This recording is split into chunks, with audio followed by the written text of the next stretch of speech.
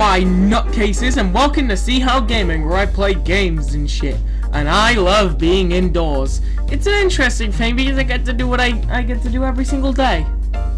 I can't stay inside any longer, I need to shoot something! I can't stay inside any longer, I don't need to shoot something, it costs too much money! Do you all want to see a scary combination? I've already pissed myself. Well, that's what Zombie Strike is. It's a shooter game. With microtransactions. Okay, that's not entirely true, because if I said that, I would also be saying the entire description for all those games. So let's review this as an actual game. The mechanics and gameplay of Zombie Strike is really fun, but it's really held back by the amount of microtransactions it gives you. Now you can still play it without them, but the amount of things that are held back if you don't pay them Robux is just taunting. But let's get to the microtransactions later and focus on the actual gameplay.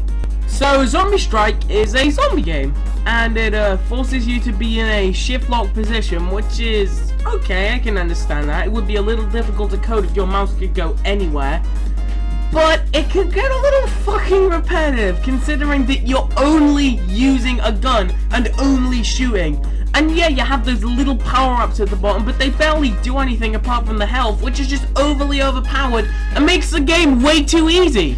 And speaking of power-ups, there are 3 of those in the game. One which makes you immortal for a small amount of time, one which gives you more damage for a brief amount of time, and one that makes it so that you don't have to reload. And combine that with an SMG and the fact that it keeps on shooting and it only takes 2 seconds for it to run out of ammo.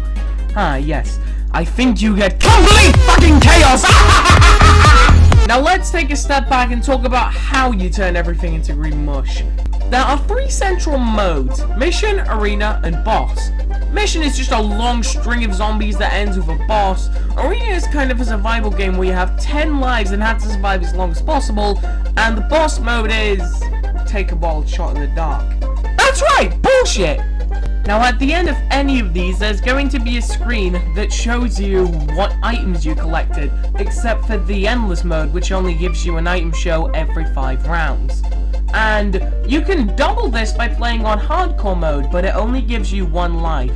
Except for endless again. Do they want me to play endless on hardcore or not? God, I need to get remember it. Now I'm going to talk about my biggest problem with the game. The obnoxious amount of monetization. Firstly, there are those rooms with legendary items for your whole team for the measly sum of 199 Robux. Add that on the list.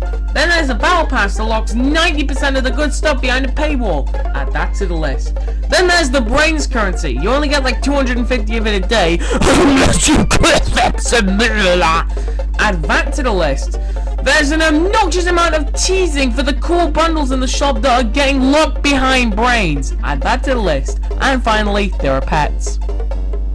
I don't even need to add anything to that. You already know that's a bad decision for every single game ever.